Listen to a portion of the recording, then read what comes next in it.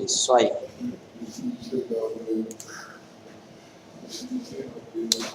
Vamos continuar então, pessoal. Na aula passada, né, pelo que foi gravado e tal, a gente tinha terminado até esse exemplo aqui de bancos de dados de custo zero, entre aspas, né, mesmo eles sendo comerciais. Então, a gente tem algumas tabelas, a gente tem limitações, e aí eu mostrei, na verdade, o porquê que realmente ele não é zero o custo em si, tá? Hoje a gente começa aqui, ó, com uma introdução ao banco de dados relacional, que é o tipo de banco de dados que a gente estuda, correto? Banco de dados relacionados entre si é uma característica fundamental dos bancos de dados modernos, ou seja, permite o interrelacionamento existentes entre os dados e a aplicação de regra de consistência. No banco de dados, então, o que acontece? A gente não coloca esses dados em um único lugar. A gente não vai lá e fabrica uma única tabela. Nós vamos lá e colocamos esses dados distribuídos em várias tabelas. Tá? Quer dizer que eles vão ser proporcionalmente preenchidos? Não, não é bem essa a realidade. Mas o fato é, a gente precisa saber fazer essa modelagem para justamente dar sustentabilidade, para justamente sustentar os nossos sistemas de informação, tá? Outra característica fundamental é a atomicidade, requisito de que certas operações sobre os dados devem ser feitas de forma conjunta e indivisível, a fim de preservar a consistência da base, mesmo na presença de falhas do equipamento ou na comunicação de base de dados. Bom, se a gente partir do princípio que hoje os bancos de dados eles trabalham em cima de uma rede, vocês concordam que essa rede ela pode ter problema? Vamos supor que eu tenha, né, a minha comunicação a algum sistema, conversando, fazendo essa transferência de dados entre a internet. Na internet não pode cair o link dela? Pode. A base de dados ela precisa garantir um mínimo, tá? Para quê? Para que você consiga consistir os dados, mesmo tendo algumas dessas falhas, tá? Queda de energia é uma queda, para servidores hoje não é tão comum, mas existe ainda, né? Quando eu tenho, por exemplo, o seu computador conectado numa base de dados, num servidor, e a sua máquina cai às vezes, por queda realmente de energia. A base de dados ela tem que garantir mínimos recursos de segurança para que esse dado seja o quê? Preservado ou pelo menos concluído ou desfeito. Né? Ele precisa estar num estado, então, consistente, que é o que a gente fala. Tá? O que seria atomicidade? Atomicidade vem de atômico mesmo. Né? O conceito de atomicidade é esse. Na verdade, na física já se mudou bastante coisa, mas era até o momento onde foi criado. Vamos supor que você tenha, né, um depósito bancário ou uma transferência bancária, correto? Na transferência que você vai fazer, por exemplo, para o seu irmão, certo? Banco Itaú ou Banco Bradesco, enfim. Você vai depositar, você vai fazer essa transferência da sua conta para a conta dele, tá? Sei lá, você vai transferir R$1.000. Vocês concordam que essa operação de transferência não são duas ações que precisam ser tomadas? Não são duas ações a serem executadas? Uma é que é realmente fazer o quê? O débito da sua conta. E a outra é fazer o quê? Uma inserção de uma linha falando que a conta do seu irmão foi atualizada com mais R$1.000. São duas ações aí, certo? Vamos supor que na hora de você fazer a transferência e clicar no OK, tá? Bem nesse momento, certo? O banco de dados começou a fazer o update ou insert, uma inserção de linhas lá na conta do seu irmão. Só que para você, o que? É transparente. Caiu a conexão de internet naquele exato momento. E aí o que aconteceu? Saiu dinheiro da sua conta, mas não entrou para o seu irmão. Correto? São duas ações independentes. Uma é tirar dinheiro da sua conta e a outra incluir dinheiro na conta do seu irmão.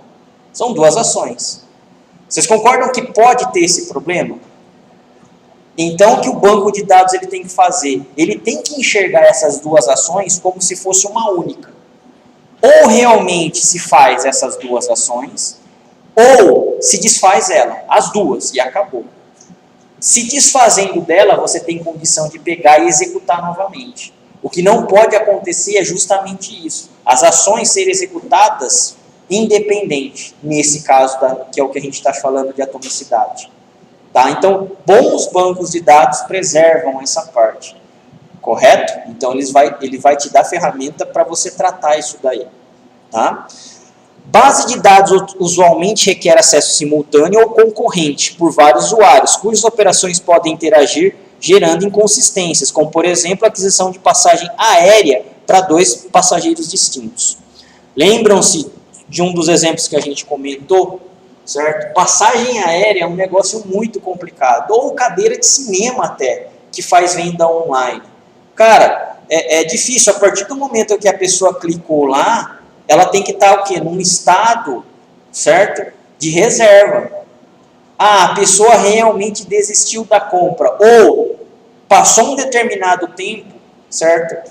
O sistema vai avaliar, e aí sim, ele pegou e fez o quê? O desbloqueio dessa cadeira do cinema. Correto? Isso daí é muito complicado. O acesso simultâneo vai estar ocorrendo nesse meio. Tá? Isso é muito comum no cinema, muito comum. Você vai lá e escolhe a poltrona que você quer. A menina vai lá e pede para você pegar e apontar. Ou, nessas máquinas mesmo, você vai lá sozinho com o cartão, debita. Você tem que escolher. Nesse momento que você escolheu, mas não pagou ainda, o sistema de informação vai ter que bloquear aquele cara. Senão, ele começa a vender o mesmo assento para 2 ou mais pessoas. Correto? Então, isso daí, o banco de dados, de alguma forma, ele tem que interagir, vamos dizer assim. Ele precisa, na verdade, conseguir fazer determinado trabalho. Tá? Bom, tabelas. São os depósitos de informações que podem ser entendidas como um conjunto de linhas ou colunas. As tabelas são a base para qualquer banco de dados relacional, seja ele Oracle, SQL Server, Postgres, MySQL, tabela. Sem as tabelas a gente não consegue fazer muita coisa. É ela, na verdade, todo o aparato, né, de ferramentas que a gente tem, é em torno da tabela, na verdade, que a gente vai lá e tenta arquitetar segurança, acesso. Tá? Para quê? Para que justamente a gente tenha essa confiabilidade no banco, no banco de dados, para que ele não dê, entre aspas, né, informação errada, ou a gente não dê autorização errada a determinadas pessoas. Tá? As colunas de uma tabela qualificam cada elemento, no caso, a linha com informações relacionadas ao objeto. A gente vai começar a ver agora como é o formato dessa tabela, como a gente vai lá e denomina isso daí uma tabela. Tá? A primeiro momento, ela não vai se chamar tabela, a primeiro momento, ela vai se chamar entidade, correto? Para depois se transformar numa tabela. Tabelas são organizadas de modo a receber e manter informações de determinadas entidades. Devemos manter a tabela todos os atributos da entidade em questão, como por exemplo, né? Aqui eu não dei o exemplo abaixo, mas vamos lá. Eu tenho esse objeto aqui, ó. A internet é muito legal. Apagador. De fundos, não.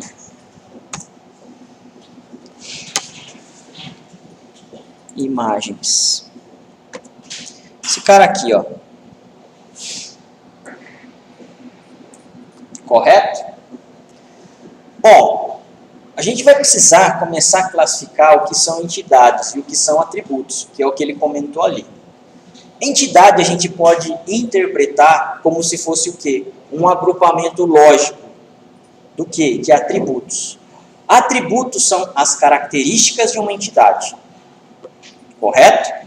Legal. O que então poderíamos determinar como característica desse objeto aqui? Característica, pessoal. O que tem nesse objeto? Cor, formato, Tamanho, dimensão, poderia ser, está ainda ligado ao tamanho, material, novo ou usado é mais um estado, tá, tudo bem, poderia ser uma característica dele, peso, correto? Legal, isso daí tem bastante característica, então, para nós, a gente vai chamar essas características de atributo. Todas essas características não estão relacionadas ao apagador? O apagador, então, de alguma forma, ele faz o quê? Ele agrupa esses atributos, não é? Legal. Se ele agrupa esses atributos, é o que a gente chama, então, de entidade. Correto? Então, vai ser muito comum a gente chamar entidade, atributo, entidade, atributo. Agora, uma entidade, ela não é só física.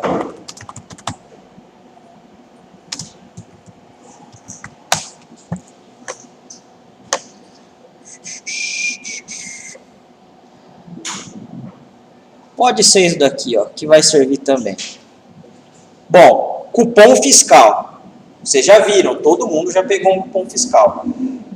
Fisicamente, o papel existe do cupom fiscal, mas no nosso mundo real, existe esse negócio? Não é físico, é mais lógico, é mais controle, não é isso? Um cupom fiscal. Correto? Não existe fisicamente no nosso mundo real. Mas nem por isso ele deixa de ser o quê? Também um agrupamento. Ele pode ser considerado o quê, então? Uma entidade. Nesse meu cupom fiscal, quais são as características dele? O que ele tem, vamos dizer assim? CNPJ, valor do cupom, produtos, quantidade, data, endereço, correto? Beleza, isso daí são todas as características deles, apesar de não existir fisicamente, é uma coisa mais de controle, tá? Mesmo no nosso mundo do banco de dados, a gente vai considerar esse cara também. Então, nem tudo que é somente do mundo real pode ser entidade, no mundo irreal, vamos dizer assim, também. Correto? A gente vai pegar e vai transformar isso daí. Beleza? Bom, abordagem relacional, modelo, entidade, relacionamento. Abordagem relacional é a utilização de conceitos de entidade e relacionamento para criar estruturas que irão compor o banco de dados, partindo sempre da necessidade do usuário ou grupos de usuários do sistema. Iniciamos pesquisa e necessidade de informações desses usuários. O que acontece então, pessoal? A primeira coisa quando a gente vai fazer a modelagem de um banco de dados é justamente fazer essa parte aqui, ó, partindo sempre da necessidade do usuário ou grupo de usuários. Você vai precisar levantar isso daí. Você vai precisar usar engenharia de software para isso daí. Você vai precisar entrevistar o usuário, o grupo de usuário. Certo? Para quê? Para justamente você saber o que modelar. Então, se não forem vocês que vão fazer isso, um analista de sistema, um analista de negócio, vai precisar lá entrevistar o usuário. Ou seja, ele precisa de uma documentação. Tá? Para depois você ler essa documentação, interpretar e aí sim começar a modelar. Correto? Senão não tem muito jeito, não tem o que fazer. É necessário vocês terem primeiro um documento de referência, interpretar esse documento e aí sim começamos a modelar. Sem documentação nenhuma, a probabilidade de vocês modelarem errado é muito grande. Tá? Muito grande mesmo. A definição do escopo do sistema é, portanto, importante para início de trabalho de análise.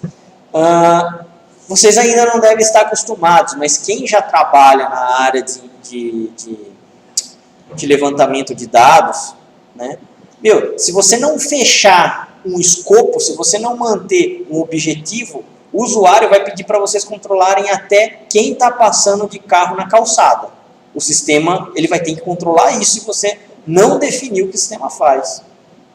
Interessa quem está passando de carro na calçada, lá na rua do seu escritório, para o sistema? Depende muito, né? Na maioria dos casos, na maioria dos sistemas, não. Então, o que acontece? O escopo é justamente você saber o que realmente vai ser tratado. Olha, o nosso sistema é de folha de pagamento. Cara, então folha de pagamento, vocês vão precisar saber realmente. Entra o quê? A parte de funcionários, entra a parte de tributos e impostos, entra a parte de descontos, entra leis referente a abono de dias não trabalhados, entra relógio de ponto. Então, tudo isso vai fazer o quê? Parte da sua folha de pagamento.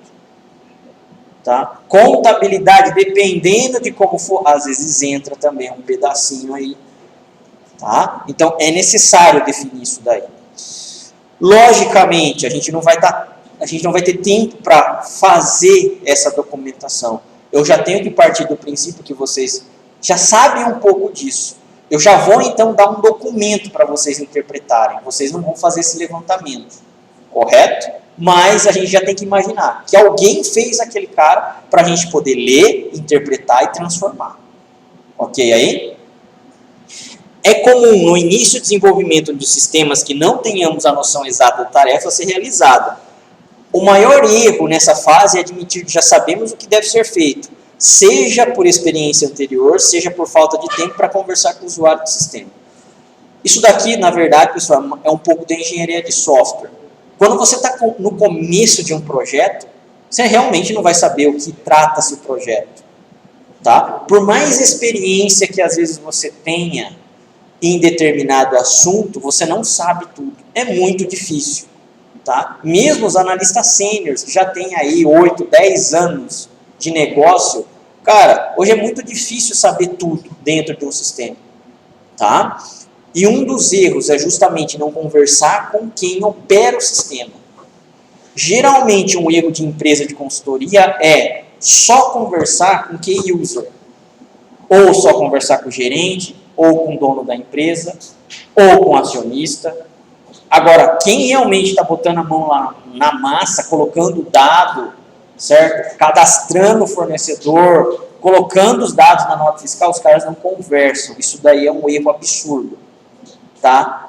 Lógico, você tem que saber qual é o objetivo, para que o sistema vai ser feito, quais são as intenções dos sistemas. Isso daí vai ser com o key user, mas quem está lá realmente operando o sistema diariamente, você precisa dar um valor muito importante. Por quê? Se você não fizer de um jeito fácil que ele manipule o seu sistema, ele vai boicotar seu sistema. Ele vai falar que seu sistema não presta. E aí, é muito provável que vocês saiam da consultoria dessa empresa do que todos os usuários juntos saírem ao mesmo tempo. Tá? Então, é importante ter essa visão do usuário, muito importante. Tá? Para minimizar esse problema, devemos criar uma estrutura gráfica que permita identificar entidades de um sistema e como essas se relacionam. Dentro de um banco de dados, então, dentro dessa modelagem, vamos dizer assim, eu não vou ter uma única entidade, eu vou ter várias entidades. E eu vou precisar, na verdade, saber como essas entidades, entre aspas, conversam. Conversam entre si, né? Se conversam ou não. Nessa fase é importante saber quais informações serão importantes para os sistemas que devem ser armazenados. A representação gráfica dá-se o nome de modelo de dados. Devemos notar que o modelo de dados dará suporte a toda a empresa, incorporando informações necessárias para o andamento dos negócios.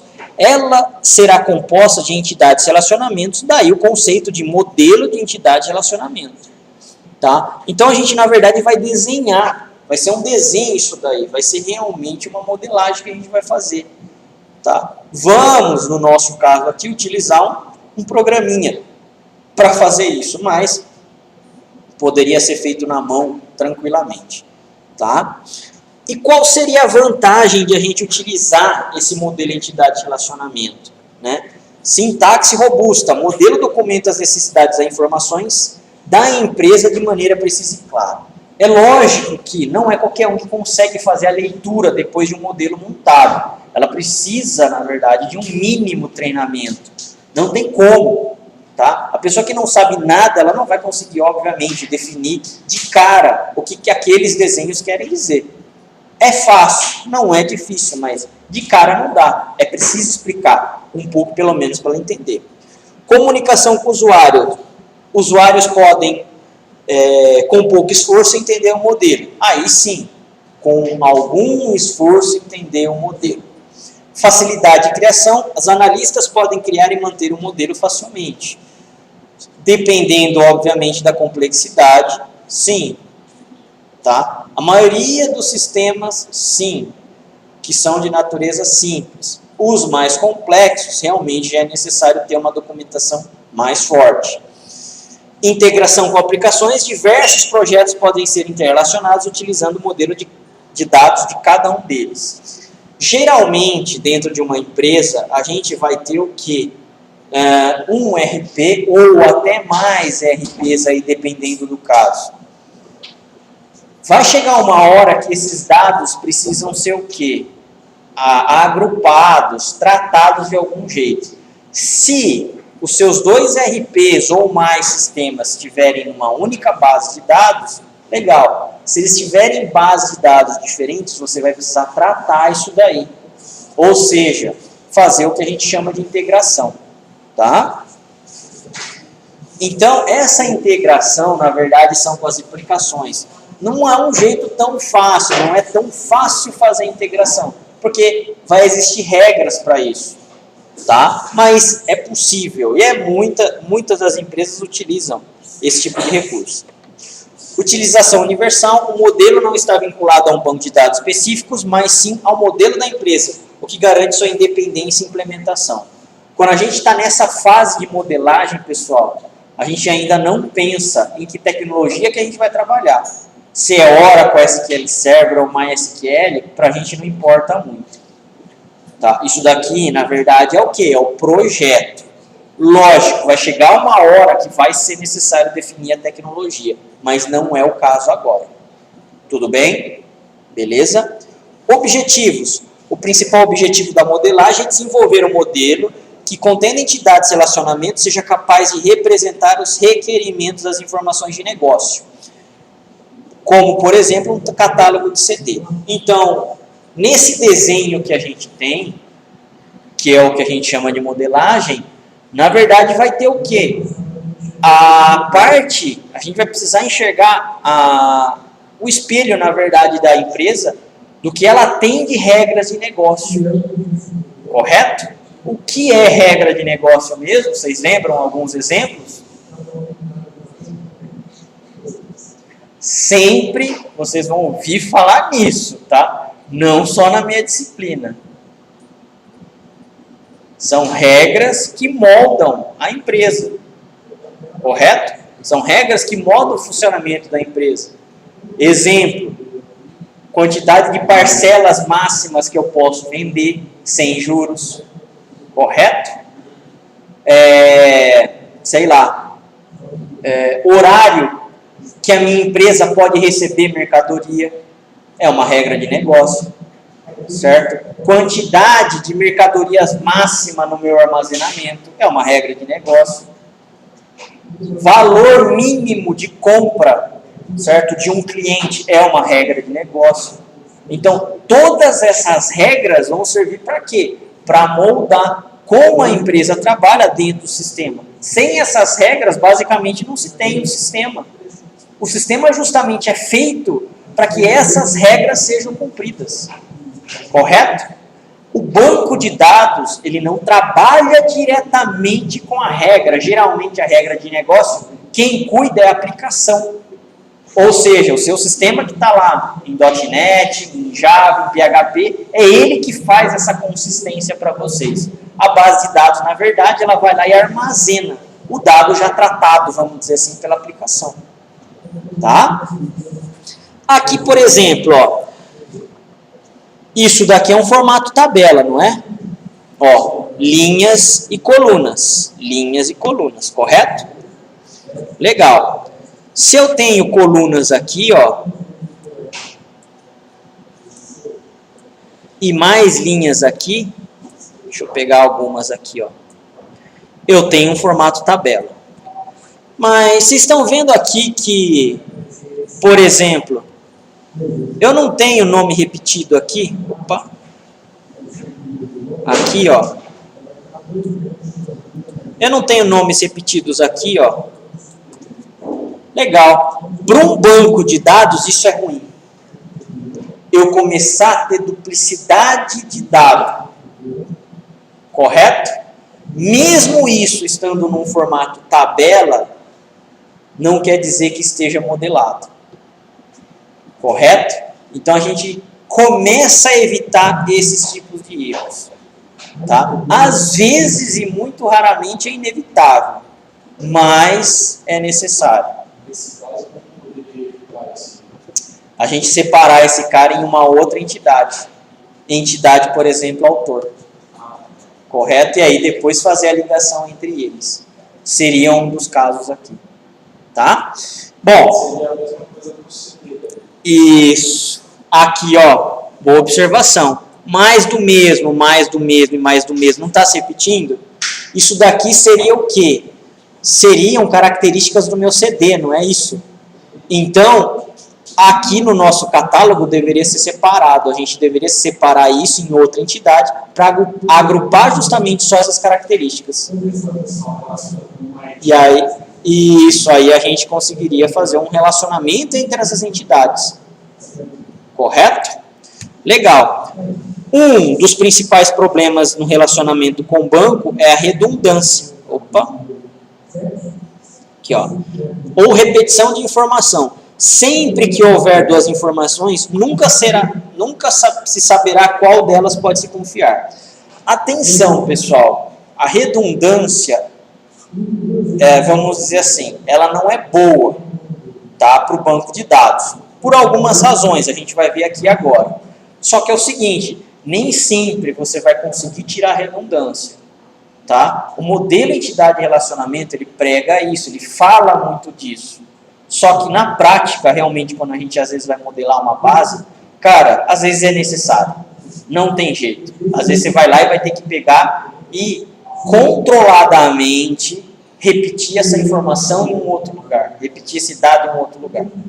Tá? É importante você saber sempre quem é a origem e quem é o destino. Isso sim, não se pode abrir mão. Mas redundância, já vi casos que não tem jeito. Às vezes é necessário replicar, não tem o que fazer. Tá? Por quê? Principalmente por causa de lentidão. Às vezes um dado, para você pegar ou rastrear ele em determinado ponto do seu sistema, é tão trabalhoso do que para se resgatar ele, certo? Que é mais fácil às vezes você gravar naquele momento que ele está sendo gravado, naquele momento que ele está sendo executado, nessa parte. Então não tem muito jeito. Na empresa, vamos dizer assim, o administrador da empresa, ele nem sabe o que é modelagem de dados. Ele não sabe, nem tem ideia de como os dados estão guardados dentro de um banco. Ele vai querer saber o quê? De velocidade do sistema dele. Tá? Às vezes a quantidade de tráfego é tão grande que não tem jeito, você pegado e obrigado a replicar esse dado. Você vai estar, obviamente, não condizendo com o modelo, mas você pelo menos resolve esse problema de lentidão. Tá? Imagine que na tabela exemplo, alguém altere o nome do CD apenas da linha 2 para mais ou menos. Qual dos nomes estaria correto? É por isso que devemos criar um banco de dados com um mínimo de redundância, evitando problemas. Então aqui, ó, em vez de mais do mesmo, o cara coloca aqui mais ou menos. Tá? Quem é o nome certo? É isso daqui que ele fala. Quando você tem o dado replicado, quando você tem o dado redundante, você não sabe exatamente qual é esse dado. Provavelmente você teria que ir lá fisicamente ver o seu catálogo de CD para ver qual é o nome certo para reescrever aqui novamente. Tá? Nem sempre você vai ter um documento físico para você acompanhar essa situação. Tá? Depois de um sistema informatizado, é muito complicado você ter coisas físicas para você poder comparar. Tá? Bom, Outro objetivo é economia de espaço. Quando se admite redundância, é muito comum ter que repetir nomes, descrição, data. Ao isolarmos essas informações em tabelas distintas e relacionarmos as tabelas por um código comum, estamos economizando espaço de armazenamento. Apesar, pessoal, de a gente ter muito espaço hoje em dia, basicamente os computadores que vocês compram têm o quê? 1 tera hoje, não é? De HD. Cara, 1 tera de dados é coisa pra caramba. Tá? Pensem em dados. Dados realmente, não música, não vídeo, porque vídeo consome bastante, não foto. Agora, dado puro é coisa pra caramba, 1 tera. Só que é o seguinte, você não tem 1 tera, geralmente, em umas máquinas comuns, de RAM. Você tem na sua máquina? Não. Você vai ter o quê? 4 GB, 8 GB. Vai, os melhores, 16 GB. Isso é o mais comum de hoje em dia, não é isso? Legal. Você não vai pegar esse 1 tera de dados e colocar em memória fisicamente. Só grandes servidores conseguem fazer isso, ou grandes data centers. Na maioria dos casos, não é possível fazer isso daí. Então, o que você faz? Tenta se economizar o máximo de disco, para justamente se ter economia em memória. Tá? Quanto menos você gastar em disco, menos dados, menos bytes vão ser levados à memória.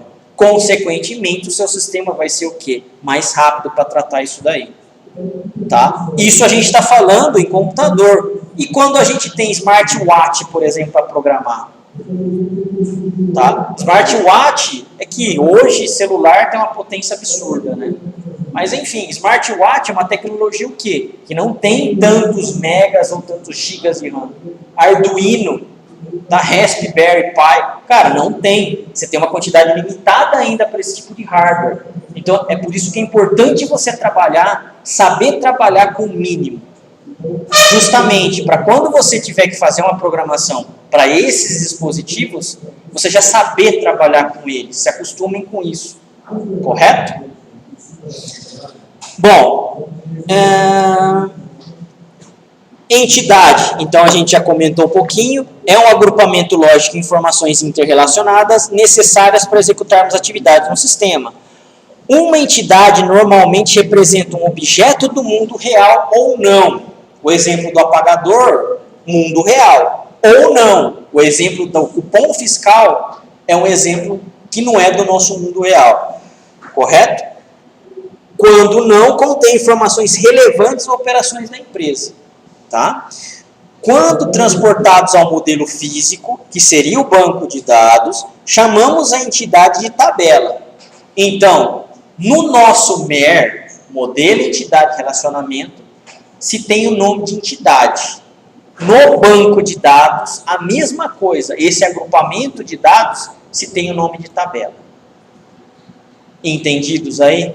Vai ser muito comum nós falarmos dos dois jeitos. Por quê? Eles estão intimamente ligados. Tá? Para o nosso princípio aqui, a gente vai tentar, eu pelo menos vou tentar, né? Falar muito em entidade. Depois a entidade, quando a gente transporta para um banco de dados, a gente vai fazer com que ela se chame tabela. Correto? Quando vocês estão estudando, tá, a linguagem de programação, primeiro vocês não pensam na lógica de como esse programa vai funcionar? Legal. Como que se chama essa lógica? Algoritmo. O algoritmo em si, você consegue pegar e já botar ele no computador para poder rodar, para poder executar?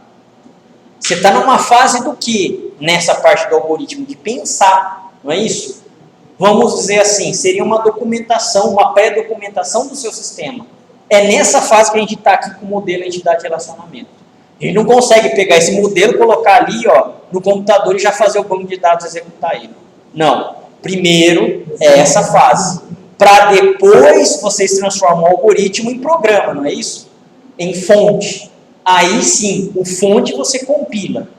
Compilando, o seu sistema operacional vai conseguir interpretar esses comandos. Legal, vai ser a mesma coisa. A gente vai pegar depois todo esse modelo e transformar ele realmente em uma linguagem de banco. que aí é o que a gente chama de tabela. Tudo bem aí? Sim? Cada entidade deve conter múltiplas ocorrências ou instâncias de objeto que representa. Isso não permitirá incorrer no erro de confundir entidade com instância. A entidade é uma classe ou categoria, que seria o CD, e a instância é o objeto específico, mais do mesmo. Aqui, pessoal, é mais ou menos o conceito de orientação a objeto, né? Aqui, nesse caso que ele está falando, o objeto em si seria o CD. A instância do objeto seria esse objeto com dados, vamos dizer assim.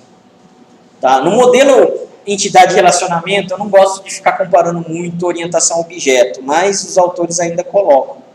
Tá? Por quê? Porque ele não é orientado a objeto. Ele tem algumas características que você pode simular, mas ele não é classe, ele é tabela realmente. Tá? Em resumo, podemos dizer que uma entidade é tudo aquilo que pode ser individualizado e que possui própria existência física ou abstrata. Entidades são caracterizadas por algumas propriedades específicas denominadas atributos. Correto? Cada atributo possui um nome e um valor específico para cada entidade. Então, o que acontece? A entidade é um agrupamento lógico do quê? De atributos. Os atributos são as características da entidade. Legal? Existe entidade sem atributo?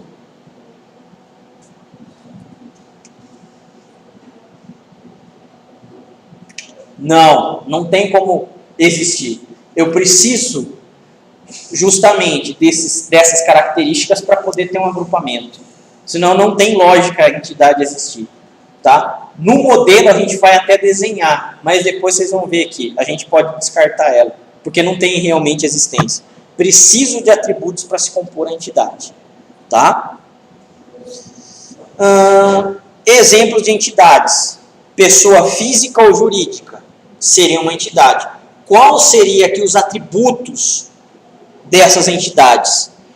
Funcionário, cliente, fornecedor, empresa, aliás. Exemplos aqui, tá? Atributos não. Quais seriam exemplos de pessoas físicas ou jurídicas? Pessoas, funcionários, cliente, fornecedor, empresa. Correto? Isso daqui seriam exemplos de entidades. Existem o quê? Documentos. Quais seriam exemplos de entidades documentos? Ordem de compra, pedido de nota fiscal, tá? Pedido de venda, orçamento, seriam documentos. Tá? Local, almoxarifado, departamento, empresa, rua. Correto? Então, isso daqui são alguns exemplos de entidade. As entidades, elas podem ser classificadas como fundamentais ou associativas. Entidade fundamental contém dados básicos que são resultados ou alimentadores da operação da empresa.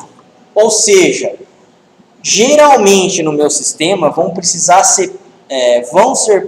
vai ser preciso primeiro alimentar essas entidades fundamentais para depois se fazer o quê? Utilizar as associativas.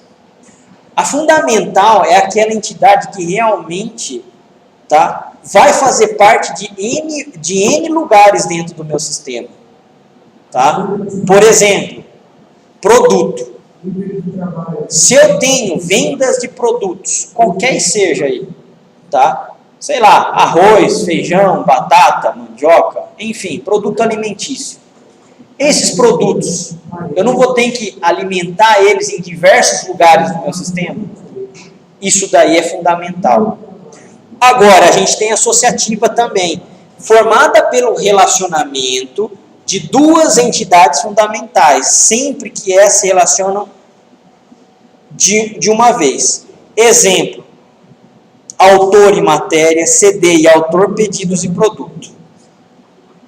A minha entidade associativa, na verdade, faz o papel do quê? De ligar duas entidades fundamentais.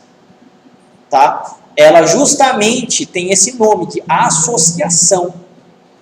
Correto? É uma entidade, ela vai se transformar no futuro tabela ou não. A gente vai aprender a analisar isso também. Tá? Por quê? Uma entidade fundamental no nosso modelo nunca pode estar ligada diretamente a outra entidade fundamental. Isso não vai poder existir, isso daí não pode acontecer.